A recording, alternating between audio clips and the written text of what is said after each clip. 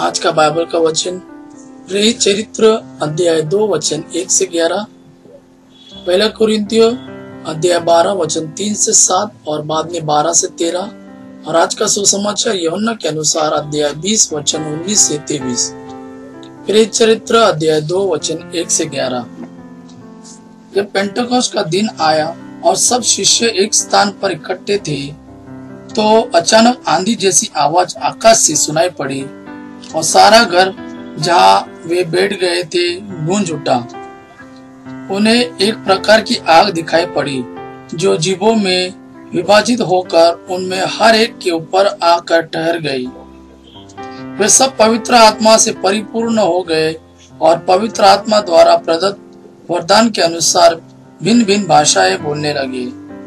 पृथ्वी भर के सब राष्ट्रों में आए हुए धर्मी यहूदी उस समय यरूशलेम में रहते थे। बहुत से लोग वह आवाज सुनकर एकत्र हो गए। वे विस्मित थे क्योंकि हर एक अपनी अपनी भाषा में शिष्यों को बोलते सुन रहा था।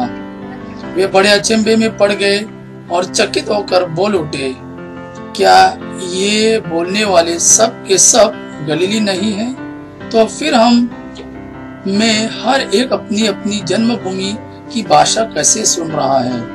पारथी, मेदी और एलामती, मेसोपोटामिया, यहूदिया और कप्पादोकिया, पोंतुस और एशिया, फ्रूगिया और पफुलिया, मिस्र और कुरेनिया के निकटवर्ती लीबिया के निवासी, रोम के यहूदी तथा दीक्षार्थी प्रवासी, केत और अरब के निवासी, हम सब अपनी अपनी भाषा में इन्हें ईश्वर के महान कार्य का बखान करते सुन रहे हैं।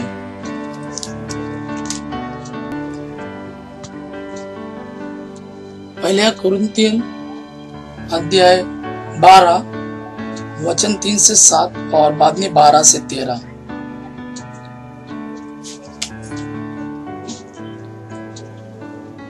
इसलिए मैं आप लोगों को बता देता हूँ कि कोई ईश्वर की आत्मा से प्रेरित होकर यह नहीं कह सकता ईसा शापित हो, और कोई पवित्र आत्मा की प्रेरणा के बिना यह नहीं कह सकता ईसा ही प्रभु है। कृपादान तो नाना प्रकार के होते हैं, किंतु आत्मा एक ही है। सेवाएं तो नाना प्रकार की होती है, किंतु प्रभु एक ही है। प्रभावशाली कार्य तो नाना प्रकार के होते हैं, किंतु एक ही पर ईश्वर द्वारा सबों में सब कार्य संपन्न होते हैं। वह प्रत्येक को वरदान देता है जिससे वह सबों के हित के लिए पवित्र आत्मा को प्रकट करे।